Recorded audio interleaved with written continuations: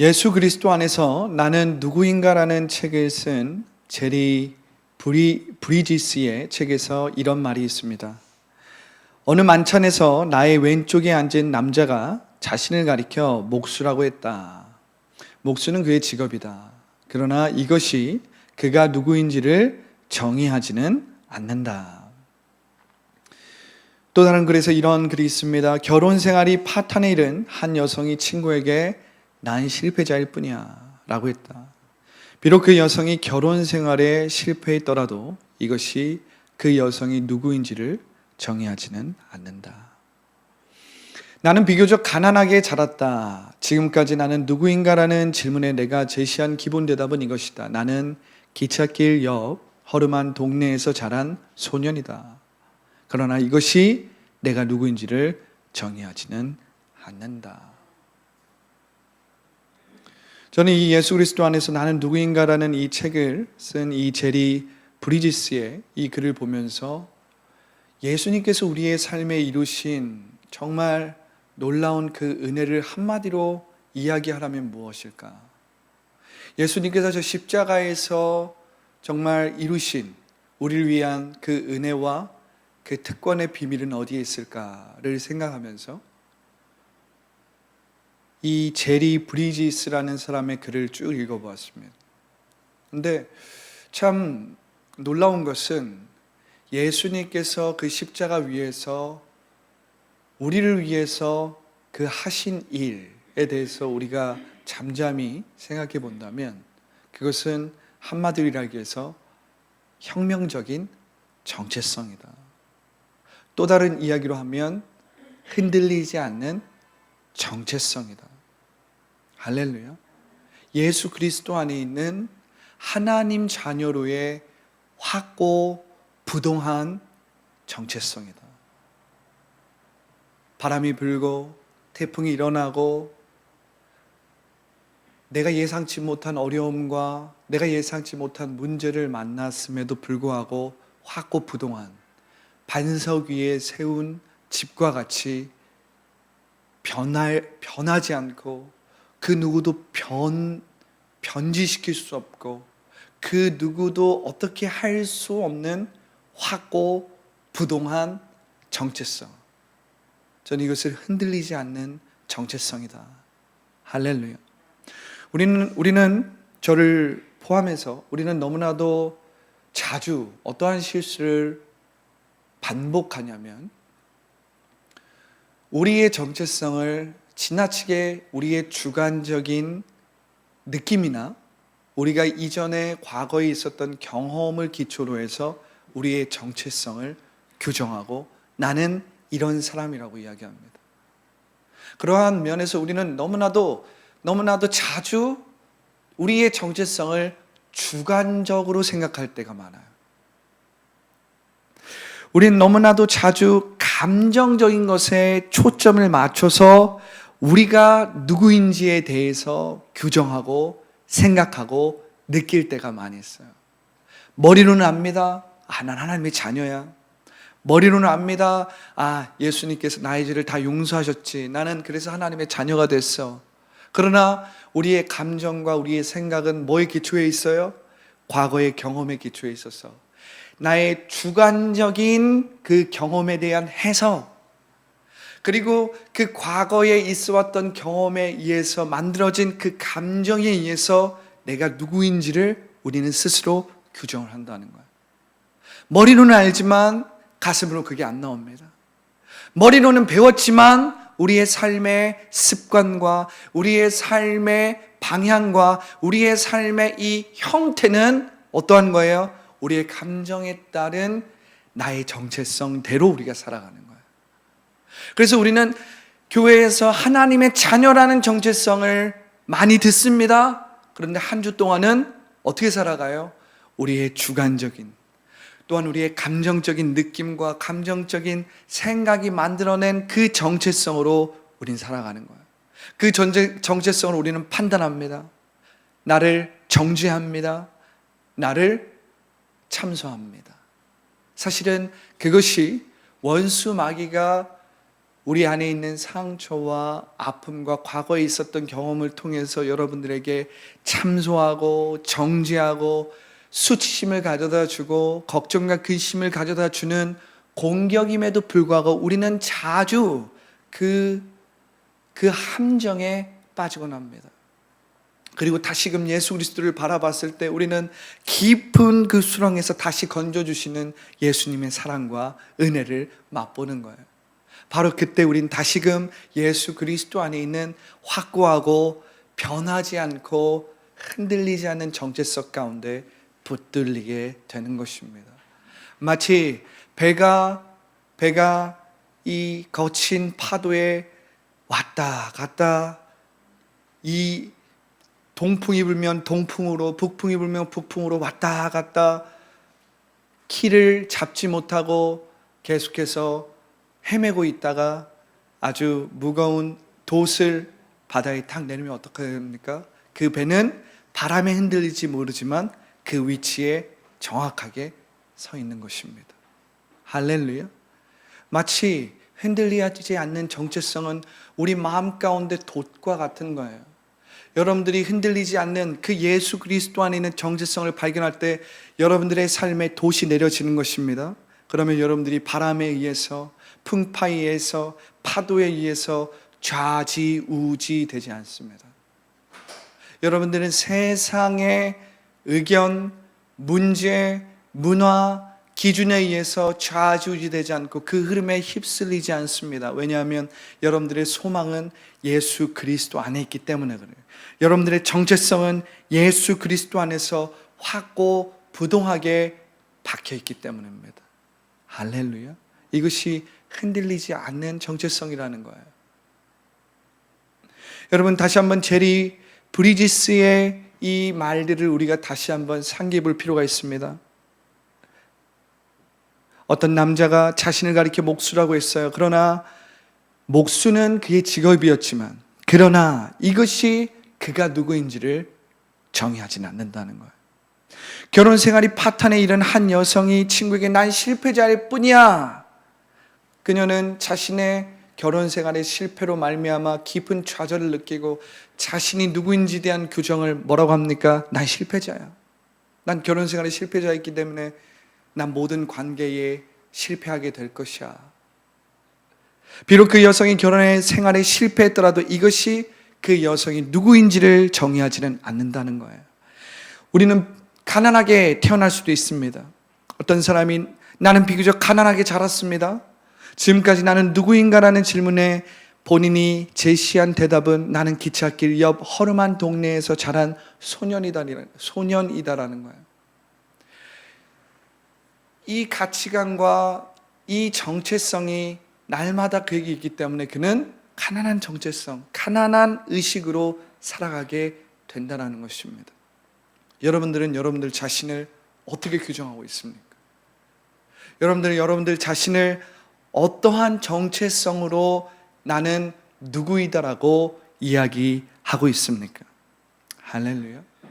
오늘 빌립보서 4장 10절부터 13절의 말씀을 보면 사실은 이 말씀은 사도 바울의 정체성에 관한 말씀이라고 해도 과언이 아닐 것입니다. 할렐루야. 사도 바울의 정체성이라고 해도 과언이 아니에요. 사도 바울은 어떤 사람이었습니까? 자신을 어떻게 규정했어요? 사도 바울은 끊임없이 자신을 주관적이고 감정적으로 규정했습니다. 그는 율법주의자였고 바리새인이었고 베냐민의 지파였고 그는 그러한 외적인 것들과 자신의 행위에 의해서 주관적이고 감정적으로 자기 자신을 규정했던 사람이에요. 나는 의인이야. 왜? 주관적으로. 또한 감정적으로. 나는 율법주의적으로 살아가고 바리새인의 바리새인이고 베냐민의 지파고 나는 태어날 때부터 이스라엘 백성이었고 그는 지극히 자신의 주관적인 느낌과 감정적인 것에 의해서 자신을 규정했던 사람이에요. 난 의인이야. 나는 바리새인의 바리새인이기 때문에 나는 자기의 의로 살아가는 사람이야 라고 하면서 자신을 규정했어요. 그러나 사도 바울은 이젠 사도행전 빌립보서 4장 10절부터 13절에서 자신의 주관적이고 감정적인 정체성이 아니라 예수 그리스도 안에 있는 객관적이고 온전한 정체성을 고백하는 것입니다. 할렐루야. 할렐루야. 이제는 우리의 정체성을 우리의 주관적인 생각이나 감정으로 규정해서는 안 됩니다. 할렐루야. 우리의 정체성은 예수 그리스도 안에 있는 관계에서 다시 재규정되어야 합니다. 할렐루야. 여러분들이 과거에 어떠한 문제와 어려움과 실패와 실수를 했든지 간에 상관없이 여러분들의 존재성, 여러분들의 정체성은 예수 그리스도와의 관계 안에서 다시 재규정되어야 되는 거예요. 재정의되어야 되는 거예요. 할렐루야. 예수 그리스도의 관계 안에서 새 창조되어야 된다는 것입니다. 새 창조되어야 된다는 것. 할렐루야. 예수 그리스도 안에서 무엇도 당신의 정체성을 빼앗지 못하기 때문입니다. 할렐루야. 여러분, 사도 바울은 빌립보서 4장 4절에서 주 안에서 기뻐하라, 내가 다시 말하노니 기뻐하라고 명령한 후에 이제 지금 여기에서는 예수 그리스도 안에서 나는 모든 것을 할 수 있다. 나에게 능력 주시는 자 안에서 나는 모든 것을 할 수 있다라는 놀라운 고백을 합니다. 우리는 이 말씀을 현대적인 사고와 개념으로 이해했어요. 마치 이 말씀을 강한 정신력을 다지는 바울의 동기부여 정도로 생각한 것입니다.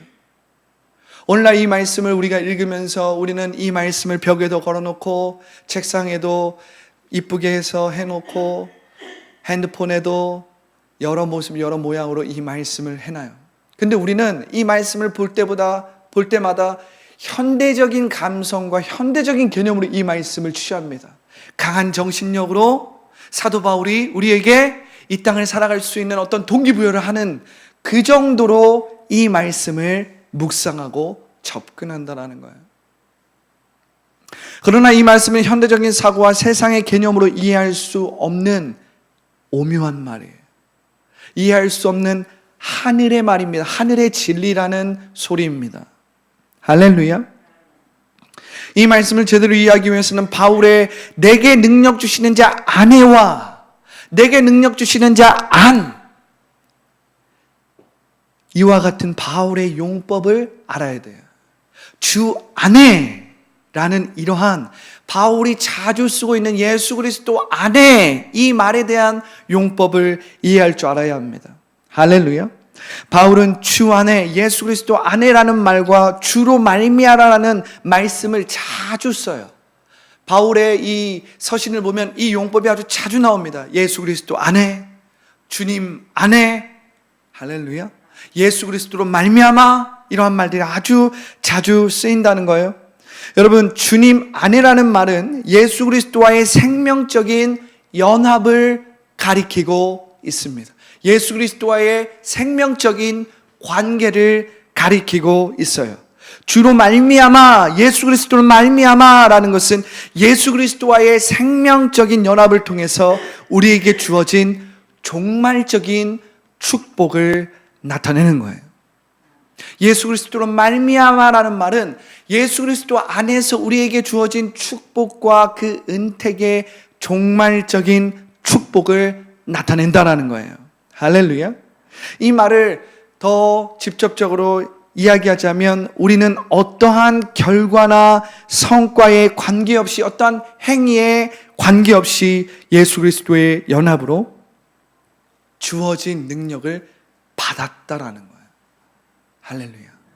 여러분들이 잘나서가 아니고, 또 여러분들이 어떤 율법적인 행위, 종교적인 행위를 만족시켜서가 아니고 예수 그리스도 때문에 이 종말적인 축복을 우리가 이미 받았다라는 거예요.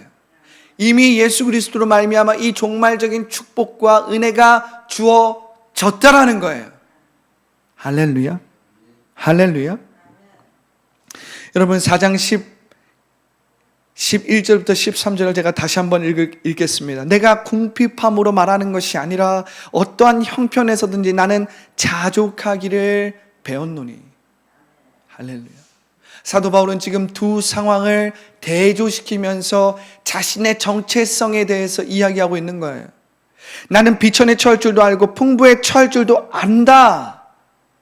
우리는 어떻습니까? 우리는 비천에 처하면 우리는 실패자요, 우리는 불충분한 자요, 우리는 뭔가 불행한 자라고 느껴요. 왜냐하면 우리의 정체성이 환경과 눈에 보이는 상황에 매여 있기 때문에 그렇습니다. 사도 바울은 비천에 처할 줄도 알았지만 풍부에 처할 줄도 알았어요. 우리는 풍부에 처하면 어떻습니까? 우리는 인생에서 뭔가 이룬 것 같아요. 부족함이 없는 것 같아요. 그래서 어떤 사람은 교만해질 수 있습니다. 어떤 사람은 오만해질 수 있습니다. 어떤 사람은 내가 다 너무나도 잘나고 내가 다 자수성가해서 이 모든 것들을 이룬 거야. 내가 남들보다 더 많이 노력하고 내가 남들보다 더 많이 이렇게 해서 난 이렇게 된 거라고 스스로 착각합니다. 오만하게 생각합니다. 그러나 사도 바울은 본인이 풍부에 처할 때도 이젠 자신의 정체성을 눈에 보이는 그 풍성함과 자신이 이루은 어떠한 성과나 결과에 의해서 규정하지 않는다라고 이야기하고 있는 거예요. 할렐루야. 왜냐하면 우리는 자주 그러한 실수를 범하곤 하거든요. 그러한 실수를 범합니다. 우리는 어떠한 성공을 하고 뭔가 우리가 물질적이든 아니면 어떤 지적이든 어떠한 일들에 있어서 성과와 어떠한 일들에 있어서 큰 성공을 거뒀을 때 이것은 나의 능력이라고 생각해요. 어떤 사람들은 자수성가해서 이러한 일들을 이뤘다라고 말합니다. 그런데 그 말은 부분적으로는 맞지만 사실은 하나님께서 그 일을 허락하신 거예요. 하나님께서 그 건강을 허락하신 거예요. 하나님께서 그러한 만남과 관계를 허락하신 거예요. 만약 하나님께서 오늘 밤 우리의 호흡을 가져가시면 우리는 아무것도 할 수 없는 것입니다. 할렐루야. 그러니까 여러분, 우리의 능력에 따라서 어떤 일을 이룬 것 같지만 사실은 그 모든 일들 가운데 하나님의 도우심과 하나님의 섭리하심이 있었다는 것을 우리가 놓치면 안 됩니다. 잊으면 안 됩니다. 할렐루야. 하나님의 채워주심이 있었다는 거예요. 하나님의 허락하심이 있었다라는 거예요. 하나님의 보이지 않는 섭리가 있었기 때문에 우리는 날마다 교만하지 말고 겸손할 줄 알아야 합니다. 사도 다윗의 고백과 같이 모든 것을 내가 주께 받았사오니 내가 주님께 받은 것을 드릴 뿐이다라는 이러한 태도와 마인드가 있어야 된다라는 사실이에요. 할렐루야. 사도 바울은 궁핍함, 비천함, 그리고 풍부에도 처할 줄 알았어요.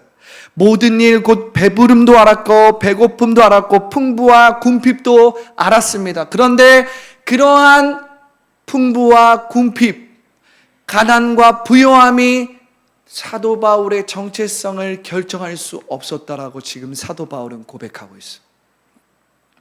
그러한 눈에 보이는 상태가 자신의 정체성을 결정할 수 없었다라고 말하고 있는 것입니다. 그 눈에 보이는 어떤 결과와 성과가 자신의 존재성, 자신의 정체성을 결정할 수 없다라는 것을 말하고 있는 거예요. 그러면서 일체의 비결을 배웠다는 거예요.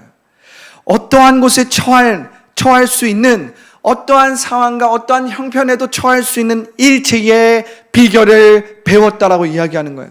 4장 13절입니다. 내게 능력 주신 자 안에서 내가 모든 것을 할 수 있느니라. 여기서 사도 바울은 다시 한번 in him, 예수 그리스도 안에서, 그런데 또 다른 말이 들어가죠. 능력 주시는 예수 그리스도 안에서라는 말이 들어갑니다. 할렐루야. 여기서 쓰인 헬라어는 엔 두나모라는 헬라어예요. 엔 두나모. 두나미스는 뭐죠? 능력이에요, 능력. 다이나마이트의 어원이 되었던 두나미스라는 말인데 여기에 N이 붙어서 엔 두나모. 이 엔 두나모는 무슨 뜻이냐면 그분의 능력을 공유한다. 그분의 능력이 우리에게 위임되었다, 이런 말이 있어요. 그러니까 이 말은 무슨 말이냐면 우리에게 그분의 능력을 위임하시는 분으로 말미암아 우리가 모든 것을 할 수 있다는 말이에요. 할렐루야. 그분의 능력을 공유하시는 예수 그리스도로 말미암아 우리가 모든 것을 할 수 있다라는 말이에요. 그러니까 여러분, 예수 그리스도 안에 있다라는 말은 무슨 말이에요? 그분의 능력을 그분께서 우리에게 나눠주시겠다는 거예요. 공유해 주시겠다는 거예요. 위임해 주시겠다는 거예요. 그분의 권세와 그분의 능력을 우리에게 공유해 주시고 위임해 주시겠다는 거예요. 너무나도 놀랍고 너무나도 귀한 약속인 것입니다. 그분의 능력을 우리에게 성령을 통해서 위임해 주시겠다는 거예요. 그분의 능력을 성령을 통해서 우리와 나누시겠다는 거예요. 나누시겠다는 거예요. 할렐루야. 그렇다면 이 능력을 구체적으로 우리는 무엇이라고 말할 수 있습니까? 예수님이 공유하시는 모든 것을 감당할 수 있는 힘의 정체가 무엇입니까? 할렐루야. 첫 번째, 이것은 새 생명의 능력입니다. 새 생명의 능력이에요. 이 새 생명의 능력을 한마디로 말하면 무엇입니까? 죽고 사는 능력이에요. 죽어야 사는 능력이에요. 할렐루야. 십자가의 능력이라는 소리입니다. 로마서 5장 1절에는 이렇게 기록되어 있습니다. 로마서 5장 1절이에요. 제가 읽어드리겠습니다. 그러므로 우리가 믿음으로 의롭다 하심을 받았으니 우리 주 예수 그리스도로 말미암아 하나님과 화평을 누리자. 사도 바울은 이 로마서 5장 1절에서 우리가 믿음으로 의롭다 하심을 받았다라고 얘기해요. 의롭다 하심을 받았으니 이것은 과거형입니다. 예수 그리스도의 그 십자가의 사건으로 말미암아 우리가 하나님의 의롭다 하심을 받았다는 거예요. 과거형입니다. 받았다는 거예요. 이것은 주관적이고 감정적인 것이 아니라 객관적인 사건이에요. 일어난 사건입니다. 할렐루야. 바울은 갈라디아서 2장 20절에서 이렇게 고백하고 있습니다. 내가 그리스도와 함께 십자가에 못 박혔나니 그런즉 이제는 내가 사는 것이 아니요 오직 내 안에 그리스도께서 사시는 것이라. 이제 내가 육체 가운데 사는 것은 나를 사랑하사 나를 위하여 자기 자신을 버리신 하나님의 아들을 믿는 믿음 안에서 사는 것이라. 이 갈라디아서 2장 20절에서도 여전히 맨 앞에서는 내가 그리스도와 함께 십자가에 못 박혔나니라고 나와 있어요. 내가 그리스도와 함께 십자가에 못 박혔다라는 말이 무슨 말이에요? 예수 그리스도와 함께 죽었다는 말이에요. 그런데 이것은 영어로 보면 현재 완료형으로 쓰였어요. 무슨 말입니까? 내가 어떠한 시점, 예수 그리스도를 영접한 한 시점부터 지금까지 예수 그리스도와 함께 십자가에 못 박혔다는 거예요.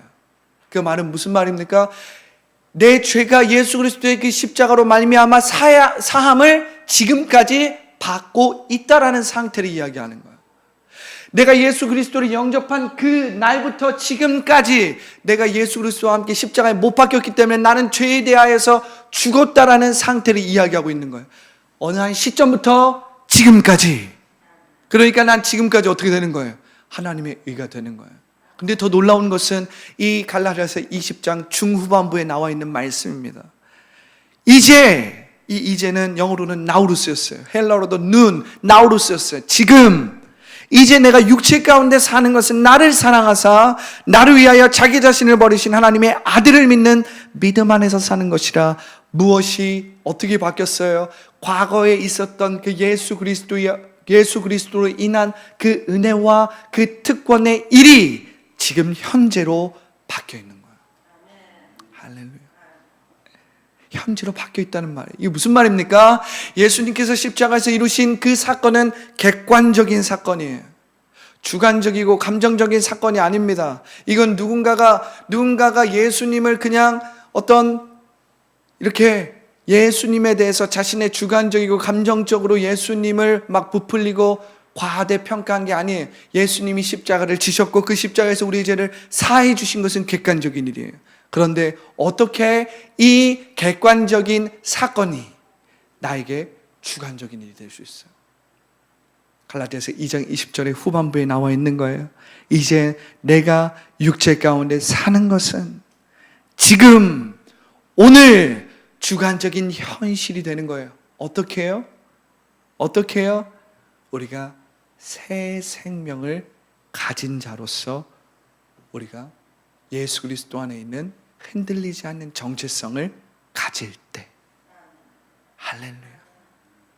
예수 그리스도 안에 있는 이 흔들리지 않는 확고부동한 정체성 안에서 이 새 생명을 우리는 과거에 있었던 그 객관적인 사건을 지금 현재에서 누리고 나타내는 거예요.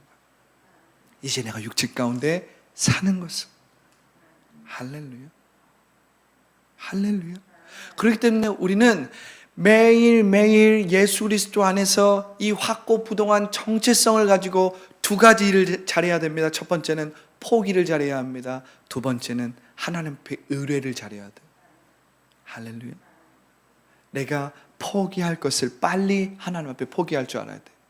그리고 내가 포기한 것에 대해서는 빠르게 하나님 앞에 의뢰할 줄 알아야 돼. 하나님 앞에 의뢰할 줄 알아야 돼. 주님은 나의 피난처십니다. 내가 의뢰하는 하나님이시라는 것을 우리는 고백할 줄 알아야 돼요. 그때 우리는 나와는 상관없는, 나의 주관적이고 감정적인 것과는 상관없는 하나님의 새 생명, 예수 그리스도 안에 있는 그 새 생명을 나의 것으로 지금 이 시간 오늘 느끼고 나타낼 수 있어요. 이것이 새 생명의 힘이에요. 이게 새 생명의 능력입니다. 내게 능력 주시는 자 안에서 내가 모든 것을 할 수 있다는 것은 내가 이 새 생명을 가졌다라는 거예요. 내가 이 새 생명 가운데 살아간다라는 거예요. 할렐루야. 이것은 죽고 다시 사는 능력입니다. 이것은 포기하고 하나님께 의뢰할 때 주어지는 새 생명이에요. 이것을 지금 우리가 누릴 수 있어요. 우리가 매일 아침에 일어날 때 우리는 그 새 생명 가운데서 일어나는 거예요. 할렐루야. 아침에 일어날 때 여러분들 그 새 생명 가운데 다시 태어나는 것입니다. 할렐루야. 우리가 받았던 은혜는 과거일 수 있어요. 그런데 그 새 생명으로 우리가 일어날 때 그 과거에 받은 은혜는 오늘 내게 주어지는 주관적인 생명이 되는 거예요. 할렐루야. 두 번째는 무엇입니까? 내게 능력 주시는 자 안에서 내가 모든 것을 할 수 있다라는 이 힘의 정체는 무엇입니까? 새 신분의 능력입니다. 새 신분의 능력이에요. 다시 얘기하면 무엇입니까? 죄인에서 의인이 되었다는 것입니다. 예수 그리스도 안에 있는 자들은 죄인에서 의인이 되었다는 거예요. 할렐루야. 멸망의 자식에서 영원한 생명을 약속받은 하나님의 자녀의 신분으로 바뀌었다는 거예요. 바뀌었다는 거예요. 할렐루야.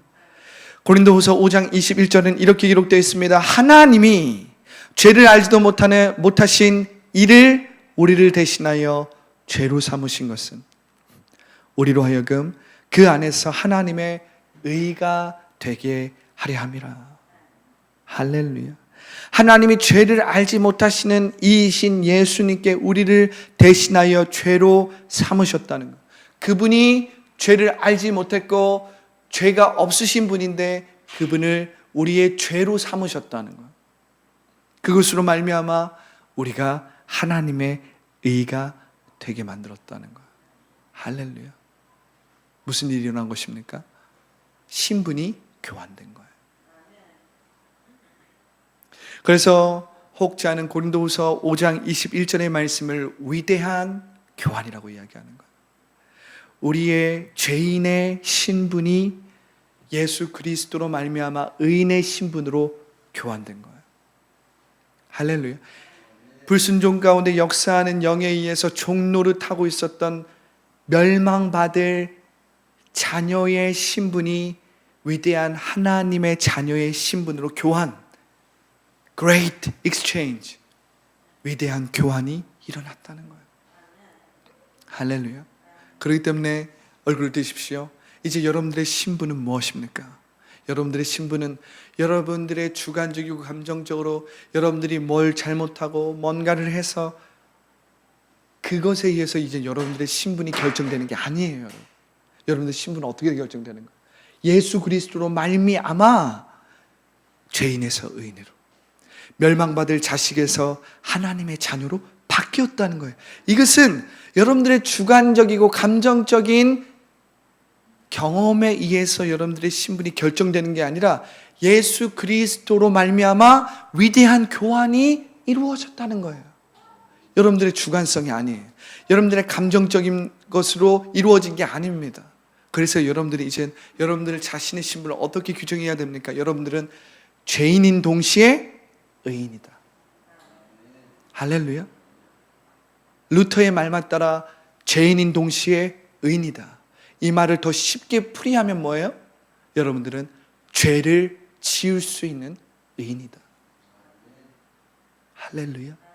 죄를 지을 수 있는 의인이다. 여러분들 한번 상상해 보십시오. 한번 상상해 보세요. 하나님의 의와 사랑으로 내가 매일 새롭게 된다면 나는 죄인으로 그대로 남아서 더 죄악을 저지르는 사람이 되겠습니까? 아니면 죄를 짓더라도 매일 새롭게 변화되는 의인이 되겠습니까? 뭐에 더 가깝겠어요? 죄인에 더 가깝겠어요? 의인에 더 가깝겠어요? 의인에 더 가까워지는 거예요. 죄를 짓는다는 것은, 여기서 죄를 짓는다는 것은 이전처럼 내가 예수 그리스도 밖에서 살았던 것처럼 의도적으로 죄를 짓는다는 말이 아니에요, 여러분. 육신을 가졌기 때문에 여전히 죄를 지을 수 있는 환경에 놓여 있다라는 말인 거예요. 육신을 가졌기 때문에. 그러나 죄를 지을 수 있는 의인이 되었다라는 말은 무슨 말이에요? 하나님의 의와 하나님의 사랑과 평강으로 말미암아 우리가 매일매일 새롭게 된다는 말이에요.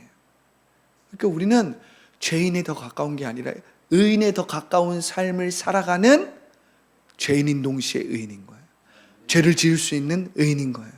그러니까 우리는 예수 그리스도 밖에 있는 때와 완전히 다른 퀄리티로 살아가는 새로운 존재가 되었다라는 거예요. 할렐루야.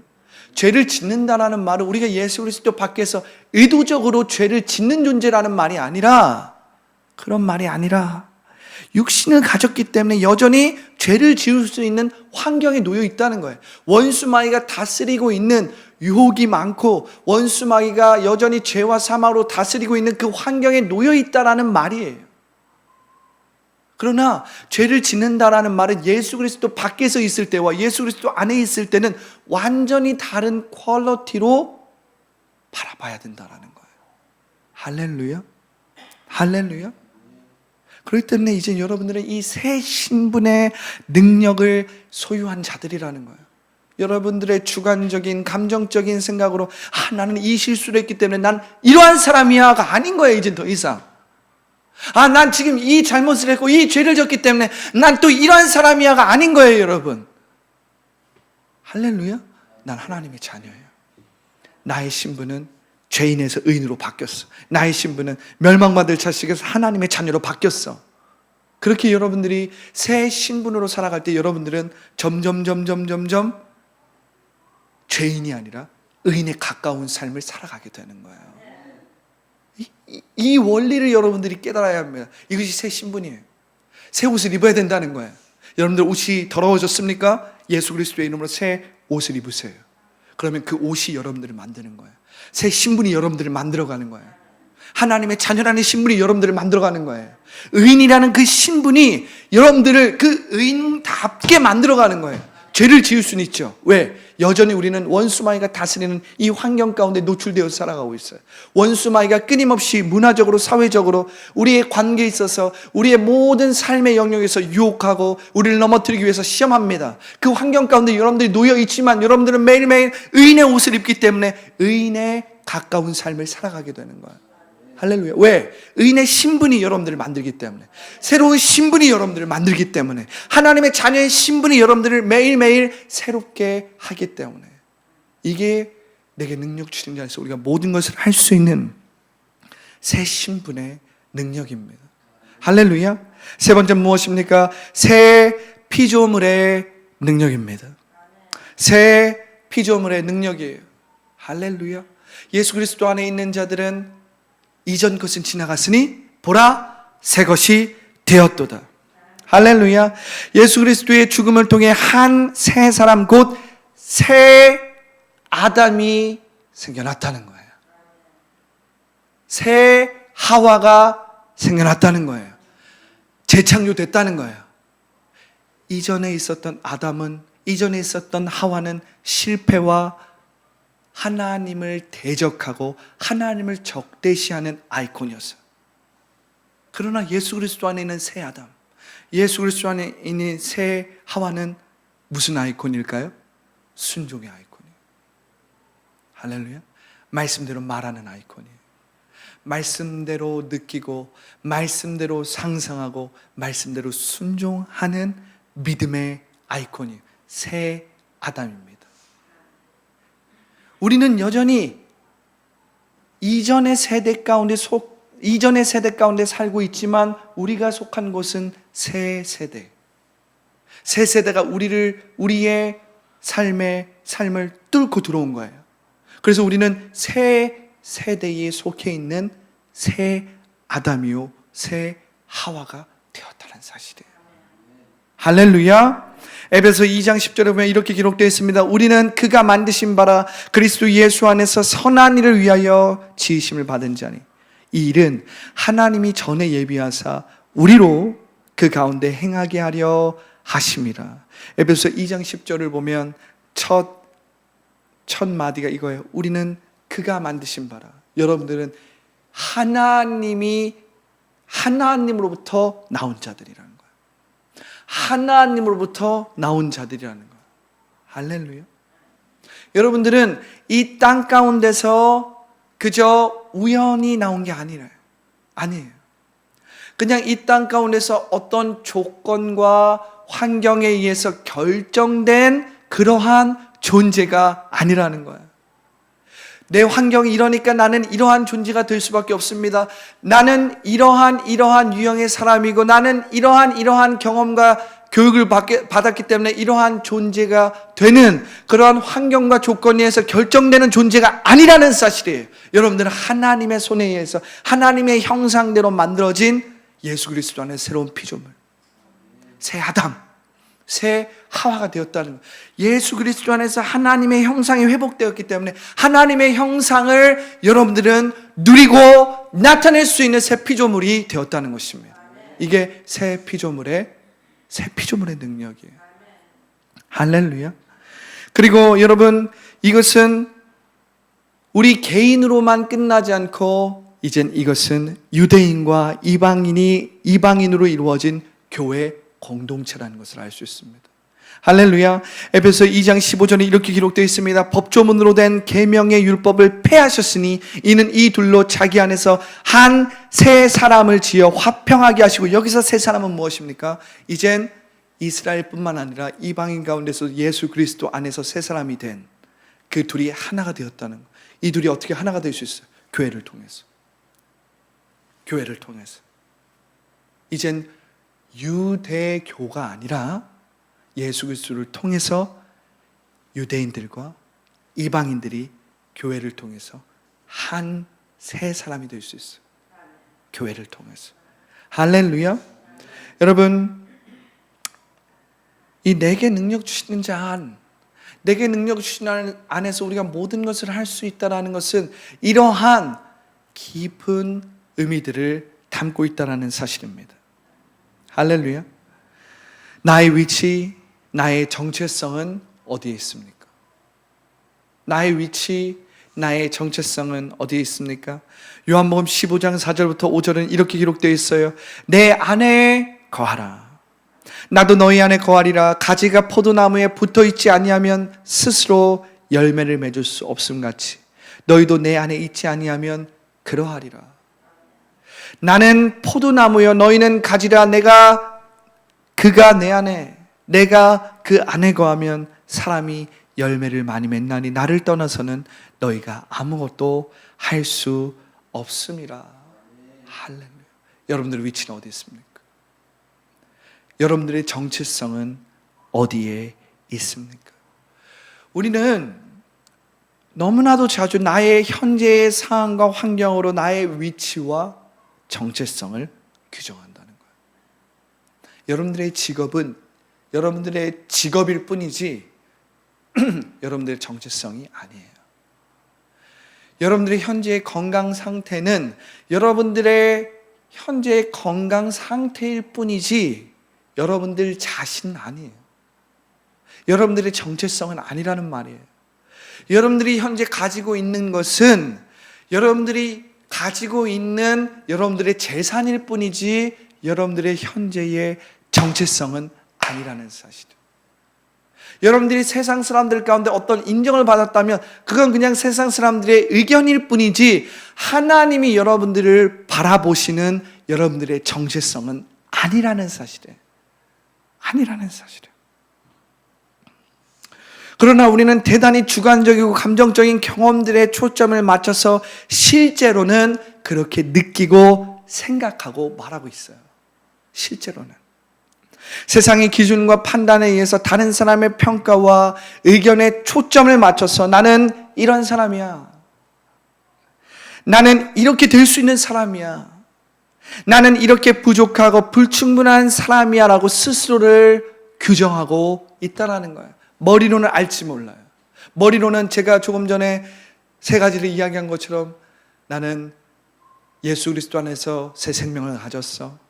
나는 예수님 때문에 새로운 신분으로 다시 태어났어. 나는 예수님 때문에 새로운 피조물이 되었어. 이것을 머리는 알 수 있어요. 그런데 이것을 내가 느끼고 그렇게 말하고 그렇게 나타내지 못해. 왜? 나는 다른 사람의 평가와 나의 주관적이고 감정적인 것에 초점을 맞춰서 느끼고 말하고 평가하기 때문에. 여러분, 목사라고 다를까요? 저를 봐도. 목사라고 다를까요? 그렇지 않습니다. 목사에게 있어서 교회의 크기와 성도의 숫자는 그 사람의 영향력과 비례합니다. 비례해요. 하나님이 보시는 것은 우리의 중심이지만 우리는 외적인 것들을 보는 것에 더 익숙하다는 거예요. 우리가 영적인 것들에 대한 말씀을 나누지만 우리는 뒤돌아서면 외적인 것들에 초점을 두는 것이 훨씬 더 익숙한 존재라는 거예요. 이러한 생각들은 세상의 기준이지만 우리 모두에게 지대한 영향을 주고 있다는 사실이에요. 우리 위치와 정체성을 규정하는 것은 나의 주관적이고 감정적인 경험이 아니라 주 안에 있는 객관적이고 영적인 정체성. 예수 그리스도와의 관계로 우리는 우리 자신을 다시 재정립해야 되는 거예요. 다시 재정립이 이루어져야 되는 거예요. 할렐루야. 우리의 의식, 우리의 이 감정, 우리의 꿈, 우리의 기본적인 사고 방식, 라이프 스타일이 예수 그리스도 안에 있는 그 생명적인 관계 안에서 재규정되고 재정립되고 새 창조가 이루어져야 되는 거야. 할렐루야. 그래야 우리는 이 빌립보서 4장 13절에 있는 내게 능력 주시는 자, 예수 그리스도께서 그분의 능력을 공유하시고 위임하시는 그 예수 그리스도 안에서 우리가 모든 것을 할 수 있다라는 이 4장 13절의 말씀을 제대로 깨달을 수 있는 거예요. 이 말씀은 그냥 우리의 정신 무장을 위해서 사도 바울이 동기부여를 하는 정도로 생각해서는 안 돼요, 여러분. 이건 정신 무장이 아니에요. 할렐루야. 이건 동기부여가 아니에요. 이건 우리에게 어떤 강한 정신력을 주어서 우리가 모든 일을 만났을 때 그것을 할 수 있다라는 어떤 그런 현대적인 그러한 개념이 아니라는 사실이에요. 이것은 지극히 영적이고 예수 그리스도께서 우리 안에서 무엇을 이루셨는지를 깨달은 사람들만이 취할 수 있는 능력의 말씀이라는 사실이에요. 할렐루야. 할렐루야. 이건 무슨 말입니까? 한마디로 이야기하면 이것은 확고부동한 정체성이라는 거예요, 여러분. 흔들리지 않은 그 정체성에 여러분들이 닷을 놓고 그 안에서 내가 모든 걸 할 수 있다는 거예요. 어떤 문제를 만나도 그 문제를 확고부동한 예수 그리스도 안에 있는 그 정체성 안에서 실패해도 다시 일어나고 성공해도 교만하지 않고, 할렐루야. 어떠한 상황 속에서도 환경이나 상황이나 다른 사람의 의견에 의해서 내가 규정되고 정립되는 것이 아니라 예수 그리스도 안에서 예수님 때문에 우리가 누구인지를 정확하게 알고 확신하는 확고부동한 정체성이라는 사실이에요. 그러니까 여러분, 이것은 우리의 정체성의 혁명인 것입니다. 예수님의 십자가는 우리의 정체성의 혁명을 일으켰다라는 거예요. 할렐루야. 이건 혁명적인 정체성이에요. 그래서 여러분들이 이 정체성으로 살아갈 때 매일매일 아침에 깨어날 때 하나님의 의 느끼는 거예요. 하나님이 주시는 평강 느끼는 거예요. 여러분들의 마음과 생각이 모든 지각에 뛰어나신 하나님의 평강으로 다스려지고 통치되어지고 지켜지는 것을 매일매일 느끼는 거예요. 경험하는 거예요. 할렐루야. 내 상황과 환경은 전혀 기뻐할 수 없는 상황임에도 불구하고 사도 바울처럼 감옥에 있지만은 기쁨을 느끼는 거예요. 왜?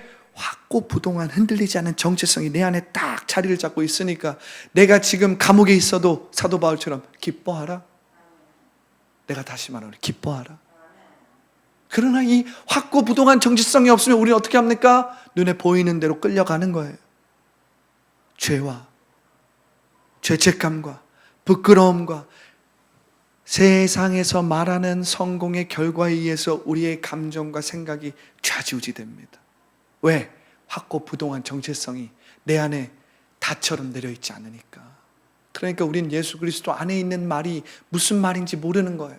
그래서 우리는 이 4장 13절을 자꾸만 강한 정신력으로 무장되고, 그래서 동기부여 정도로 생각하니까 이 말씀을 알 것 같지만 자꾸만 모르는 거예요. 이 말씀이 자꾸만 우리를 빗나가는 거예요.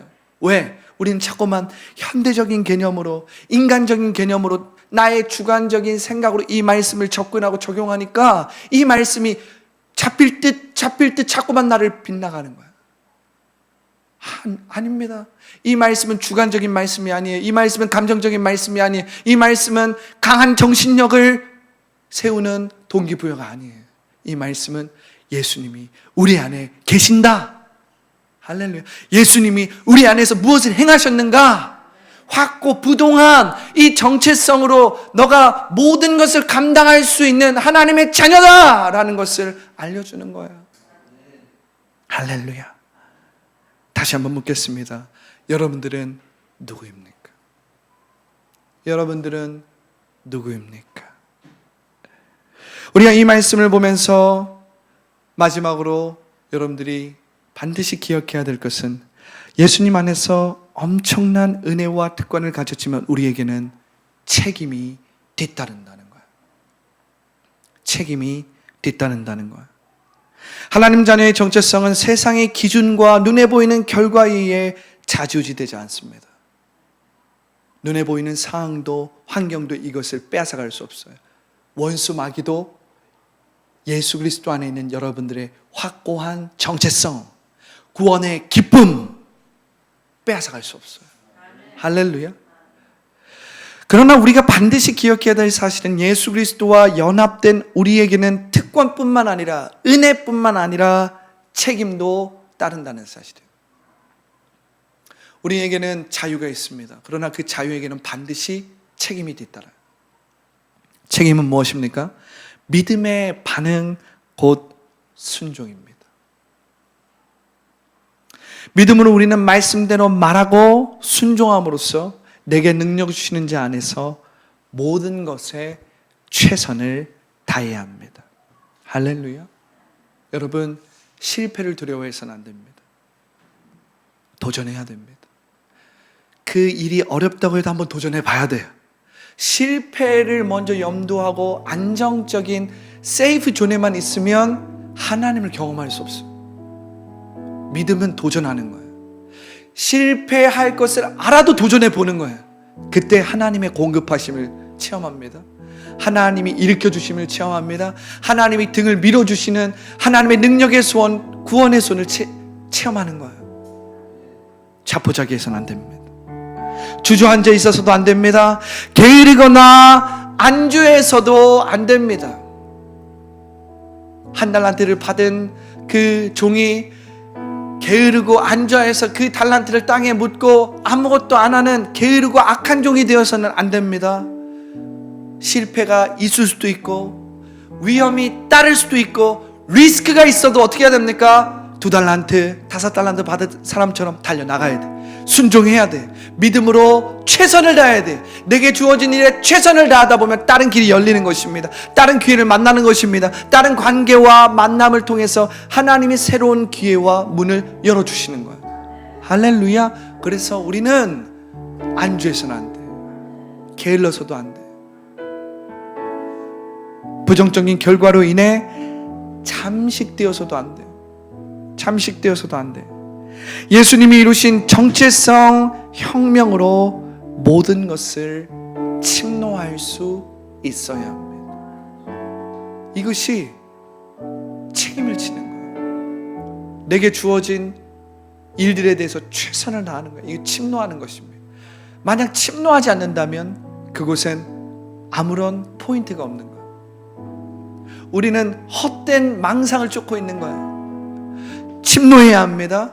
그리고 침노해서 하나님의 뜻을 이루어야 돼. 그러니까 순종하지 않으면 아무 일도 일어나지 않아. 할렐루야. 그래서 여러분들이 말씀대로 말했다면 반드시 믿음으로 순종해야 돼. 그래야 그 일이 실패하든 그 실패를 통해서 하나님이 그 실패를 통해서 말씀하시고 배우게 하시고 깨닫게 하시고, 성공하면 그 일을 통해서 하나님의 일을 나타낼 수 있고 하나님의 축복을 흘려보낼 수 있고. 할렐루야. 우리는 어떠한 일들 가운데서도 모든 것을 할 수 있다라는 사실이에요. 왜? 사도 바울처럼 확고부동한 정체성이 있기 때문에. 그러니까 우리는 사도 바울처럼 고백할 수 있는 건 내가 부한 데 처할 줄도 알고 가난한 데 처할 줄도 알고 배부름도 알고 배고픔도 알고 성공도 해봤고 실패도 해봤고, 그러나 내가 이 모든 것에서 일체의 비결을 배웠다. 그리고 그 결과가 나를 규정하지 않는다. 그 성과가 나를 규정하지 않는다. 왜냐하면 내 안에는 확고부동한 흔들리지 않는 정체성이 내려있기 때문에. 할렐루야.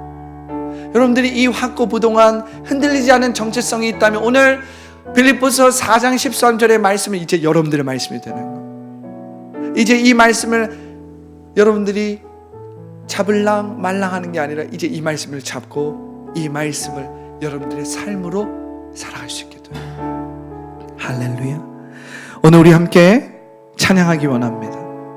오늘 이 찬양을 우리가 함께 부르면서 오늘 흔들리지 않는 정체성, 예수 그리스도 안에서 우리가 흔들리지 않는 정체성을 가질 때 우리가 어떻게 살아갈 수 있을까? 할렐루야. 이 찬양을 함께 고백하고 우리 함께 기도하기 원합니다.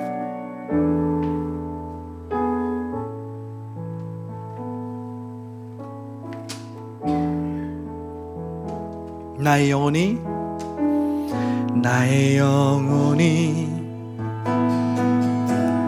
잠잠히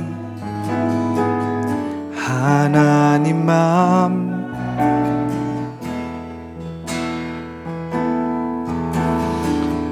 나의 구원이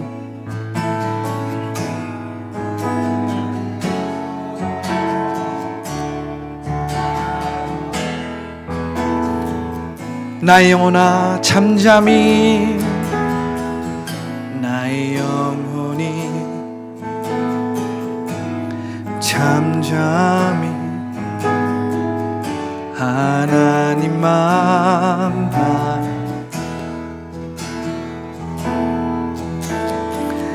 나의 소망이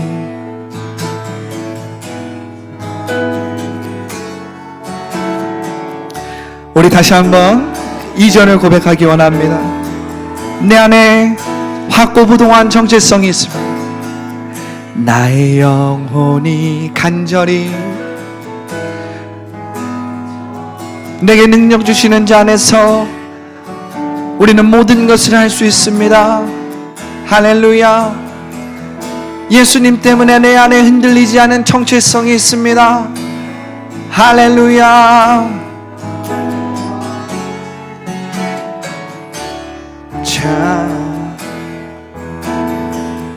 우린 하나님의 자녀입니다. 나의 영혼이 즐거이 여호와를 따르.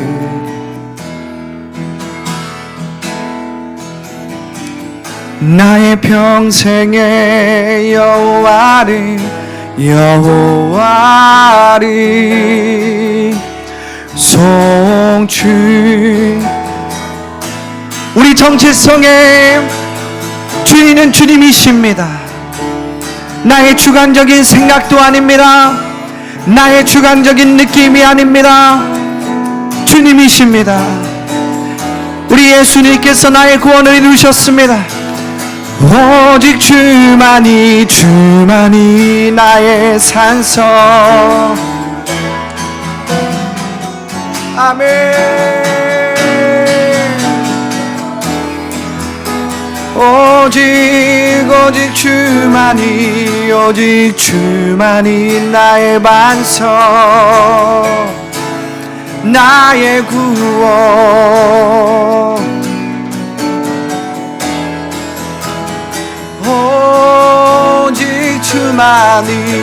오직 주만이 나의 산성.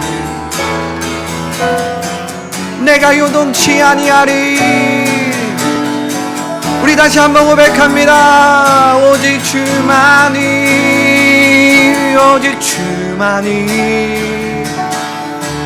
나의 반석, 나의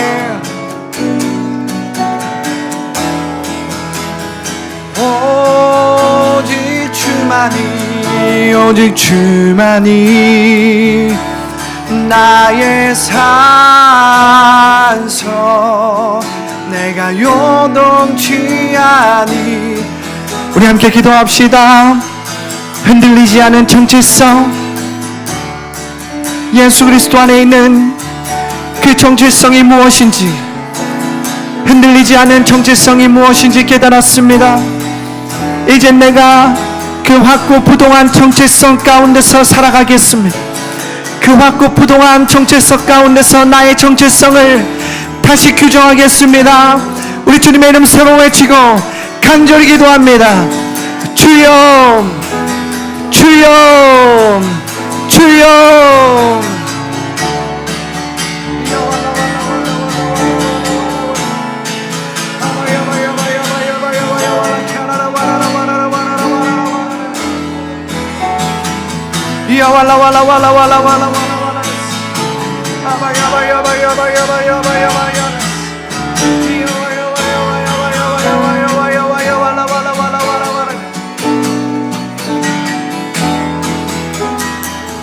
흔들리지 않은 정체성. 우린 너무나도 오랫동안 나의 주관적인 생각과 감정에 의해서 내가 누군지를 규정했습니다. 어쩔 때는 의인으로, 어쩔 때는 죄인으로, 어쩔 때는 확신을 가지고, 어쩔 때는 부끄러움과 수치심으로 하나님 앞에 나아갔습니다. 그러나 오늘 예수님이 십자가에서 이루신 놀라운 일을 내가 기억합니다. 이것은 바꿀 수 없는 객관적인 사건입니다. 그러나 이 사건이 나의 주관적인 일이 되게 하기 위해서 우리는 매일매일 포기하고 하나님께 아뢰야 합니다. 하나님, 오늘 주님 앞에 옛사람을 포기합니다. 그리고 새 사람으로 하나님 앞에 나아갑니다. 나의 모든 연약함을 주님 앞에 아뢰입니다. 오늘 예수님의 능력을 나에게 위임하여 주셨사오니 우리가 믿음으로 이것을 취합니다. 믿음으로 취합니다. 흔들리지 않는 정체성 가운데서 내게 능력 주시는 자 안에서 모든 것을 할 수 있습니다. 할렐루야, 할렐루야, 할렐루야.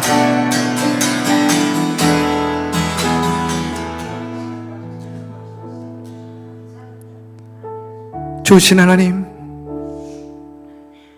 흔들리지 않는 정체성, 확고부동한 정체성. 예수 그리스도 안에서 내게 능력 주신 자 안에서 내가 모든 것을 할 수 있다. 오늘 이 말씀은 예수님이 우리 가운데서 이미 이루신 일을 아는, 그리고 그것을 느끼고 그것을 누리고 나타내는 하나님의 자녀들의 놀라운 고백입니다. 놀라운 능력입니다. 세상을 살아갈 놀라운 힘입니다. 이 힘이 우리에게 있습니다. 이 힘이 우리에게 있습니다. 이 능력이 우리 가운데 흐르고 있습니다. 지금까지는 내가 주관적으로, 감정적으로 내 자신을 규정했기 때문에 이 힘이 내 안에 있는지조차 알지 못하고, 이 힘과 능력이 내게 위임됐음에도 불구하고 내가 사용하지 못하는 인생을 살았습니다. 왜냐하면 예수 그리스도 안에 나의 정체성을 두지 않았기 때문입니다. 나의 행위에 나의 정체성을 두었고, 나의 성과에 나의 정체성을 두었고,